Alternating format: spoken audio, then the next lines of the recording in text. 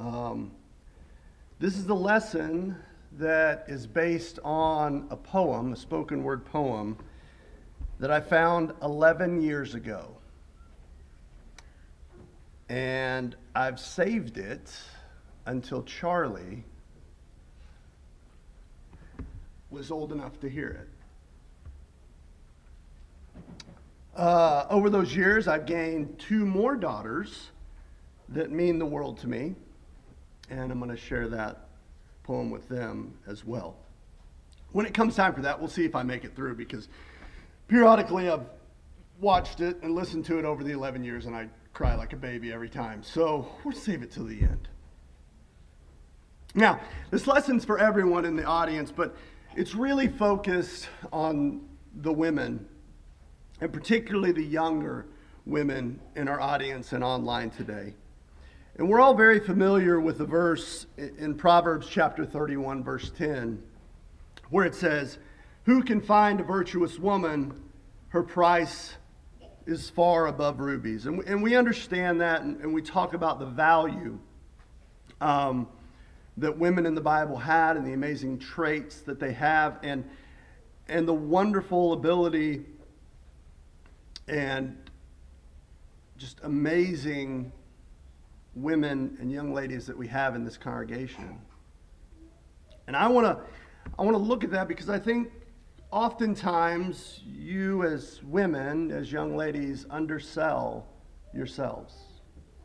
There's a lot of negative influences, a lot of negative input that comes to each and every one of you that is very unwarranted. And I want to look at 4 different examples in the Bible of women that were absolutely amazing. The first one we're going to look at is Esther. And we're all familiar with the story of Esther. She learns of a plot from Mordecai that Haman is going to wipe out all the Jews. He's tricked the king into just wiping out all the Jews. And she learns of this plot, and she learns of the plan, but the king had a rule that you couldn't just walk up to the king. If you walked up to the king and he didn't lend his scepter towards you, you just dead. That was it, no questions asked. And so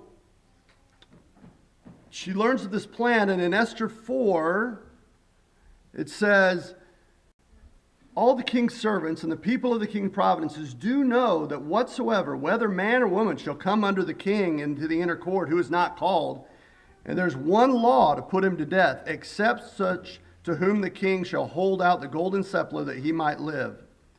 And I have not been called to come to the king in 30 days. So Mordecai comes to her and goes, "Hey, you need to go to the king. You need to put a stop to this." She says, "If I walk up there and he doesn't want me there, not only will I not stop the plan, but I'll be dead." She clearly feared for her life. This rule wasn't just a technicality, it was enforced. It took a special act of allowance from the king in raising that scepter to her. Otherwise, the intruder would be executed. And remember, in Esther, Vashti, who was the queen before her, was dismissed and stripped of everything because she didn't submit herself to the king's whims.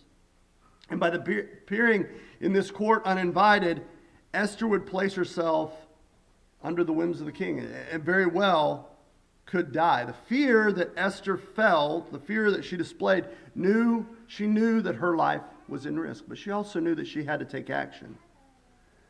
Many times in life,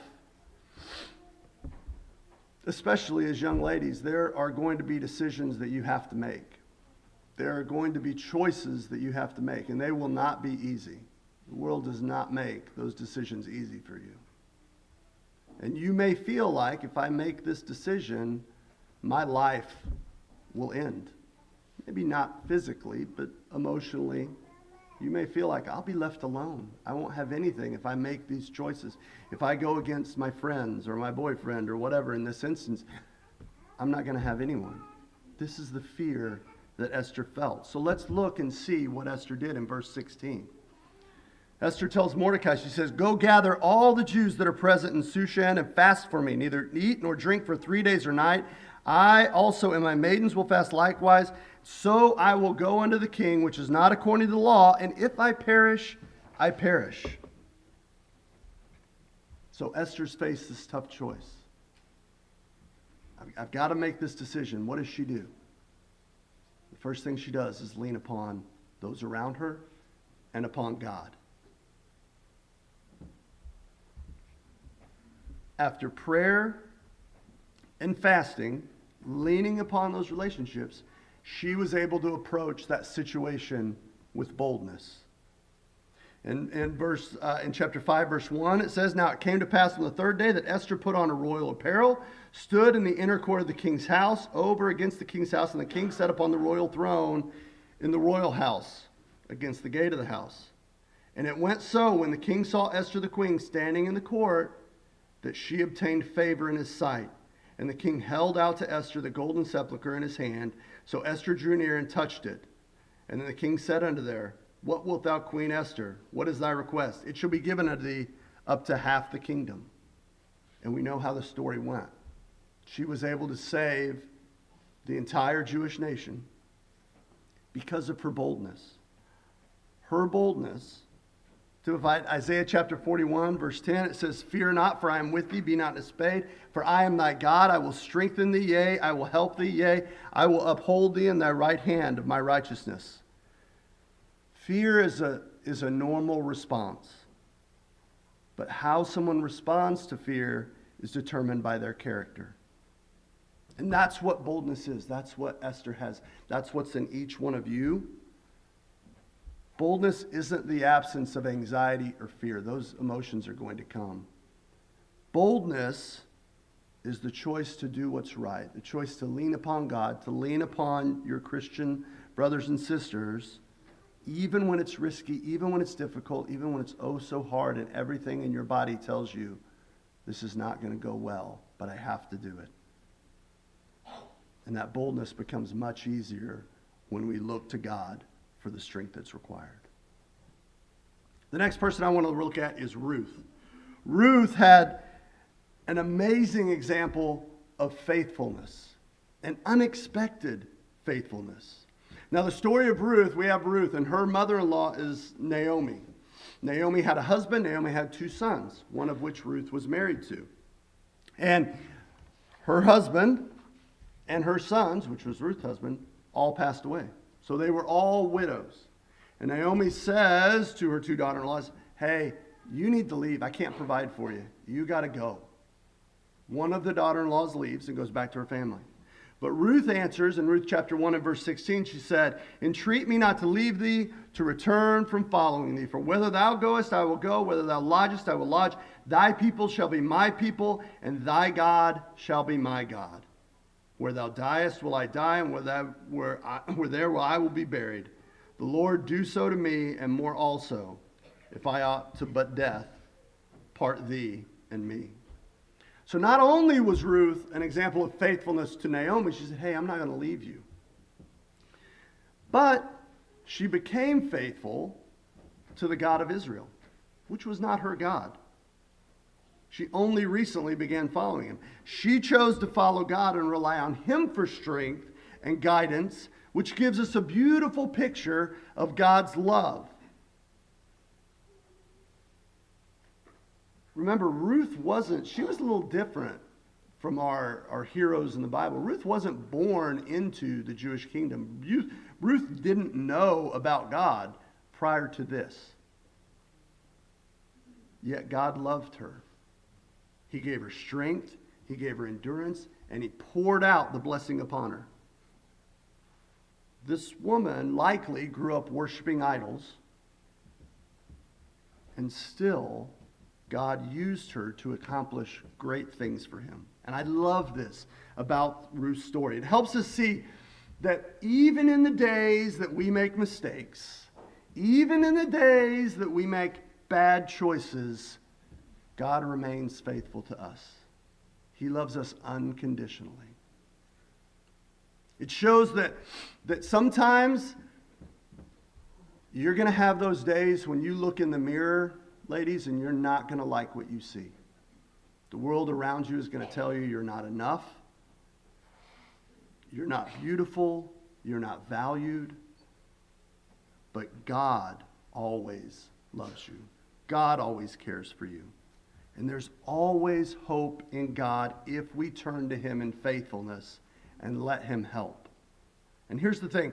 We know life isn't void of trouble. It's not a void of pain. It's not void of questions. Even when we believe in God, even when you're faithful, those doubts, those insecurities are still going to come. John chapter 16, verse 33 says, "These things I have spoken to you, that in me you might have peace. In the world you'll have tribulation, but be of good cheer. I have overcome the world." He's letting you know that even the most faithful of Christians, even the most devout servants, will face trouble, will face trial, will face doubts, will look in the mirror and not like what they see. But God says, I still love you. Stay faithful to Him. That's what Ruth did. That's where Ruth shined, and so can each one of us. The third person I want to look at is Martha. You're going to say, Martha, oh, she was a servant. That's not where we're going.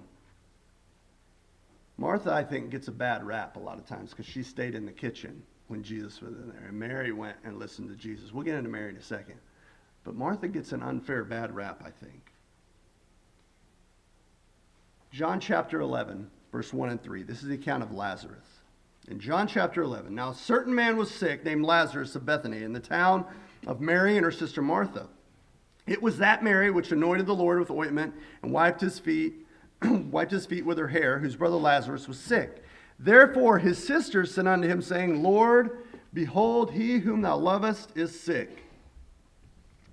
By verse 17, Lazarus has been in the tomb for 4 days. So in verse 21, Jesus appears. Martha runs out to meet Jesus in verse 20. And then Martha said unto Jesus, Lord, if thou hast been here, my brother hath not died. But I know, even now, whatsoever thou wilt ask of God, God will give it thee. Martha's statement in the midst of her brother's death is an amazing statement of hope. Sometimes you will face impossible circumstances. You will face situations in your life where it feels like there's no hope. I don't know what I'm going to do. I don't know how in the world I'm going to deal with this. This is the position that Martha's in.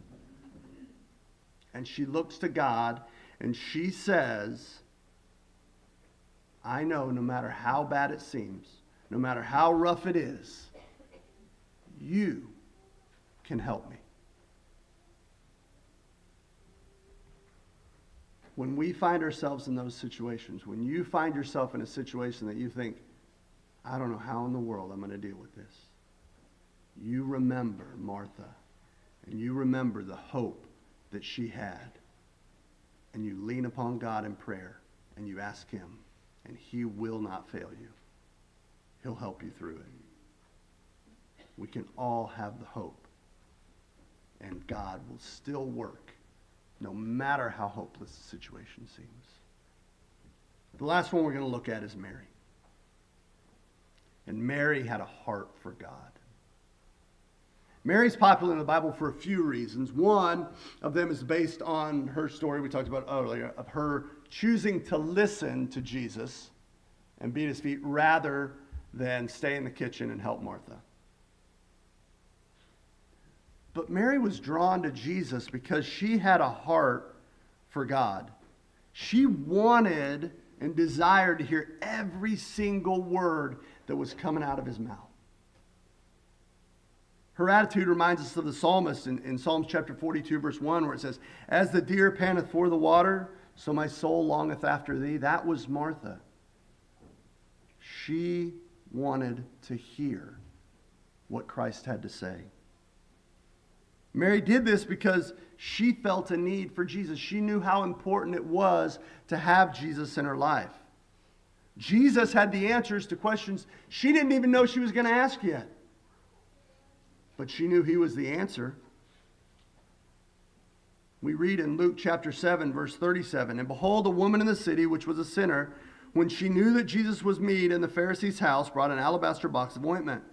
And she stood at his feet behind him, weeping, and began to wash his feet with her tears. And she did wipe them with the hairs on her head, and kissed her feet, and anointed them with ointment." Mary knew that her sins were great. Mary knew that she had made a lot of mistakes in her life. You are going to make mistakes in your life. That's not the point. God knows you're not perfect. God knows you're going to make a mistake. But she knew that though her sins were great, Jesus had the answer for forgiveness. Though things had gone totally sideways in her life, she knew if I turned and looked to him, he can help me fix it. That's the heart Mary had. Her heart was so full to the overflowing of gratitude and love for him that nothing was too expensive to give to him. Not money, not time, not devotion. She knew she had to give it all to him. Each one of you ladies in this audience is an amazing testament to God's love and ability, but especially our young ladies in this audience. I look at you every day when we come together, and I'm so encouraged. I hear you singing. When we sing songs, I hear you singing so loudly, and I love it. I see the interaction you have with each other, the way you lift each other up, and I love it. You are an amazing testament to what God can do to people that open their heart to him. And I'm so thankful. May you have the boldness of Esther, the faithfulness of Ruth, the hope of Martha, and the heart of Mary.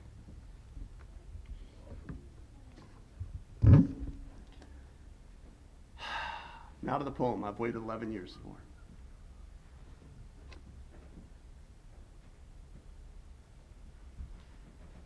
You are beautiful. You are smart. You are funny. You are kind. You are unique. You are worthy of love and affection. You're never too much. And you're always enough. You are precious. You're my babushka. You're my daughter of mine, and you're my little peach. You're a diamond. You're a rose. You're a pearl. The most stunning of all God's creations. You're worth more than you could ever imagine. You're worth more than numbers on a scale or the way that you style your hair. More than the shoes that you wear, more than how many girls wish they were you or how many guys wish they knew you. More than the price tag on your clothes or the percentage at the top of your math test or even the numbers of followers that you have on Instagram. Your worth surpasses all earthly things. Because in the eyes of the Lord God, you are loved. And you're worth dying for. Regardless of who you think you are, whether you model in a magazine or you model pottery on a weekend, whether you work all day or you stay home and play, whether you're on the hot list or the not list, the varsity captain or a high school dropout, whether you're Miss Popular or you've never had anyone that you could call a friend, whether you love yourself and love your life, or you can't stand to look in the mirror and you feel as if everything in your life is falling apart, whether you're such a winner or you feel like the world's biggest failure, regardless of who you think you are, the reality is that you deserve someone who would give up their life for you. Because you are powerful. You are strong. You are capable. Read about the women in the Bible. Esther, Ruth, Martha, Mary. These women changed the world forever. And inside of you, each and every one of you, is a woman with that same power, that same strength, that same world-changing capability. And it's your responsibility to find that woman and set her free. This is who you are. And any voices in your mind that try to tell you differently are from the enemy. And the next time you hear them, creeping in, the next time you look in the mirror and you feel less than, you look and you say, no, not today, Satan. I'm a daughter of the living God. I am cherished, I am loved, I am adored above all things by my Father on this earth forever. And more importantly, by my Father in heaven. You look in that mirror and you say that I am awesome. And please, please, don't ever forget it. If we can help you, please come forward as we stand and sing.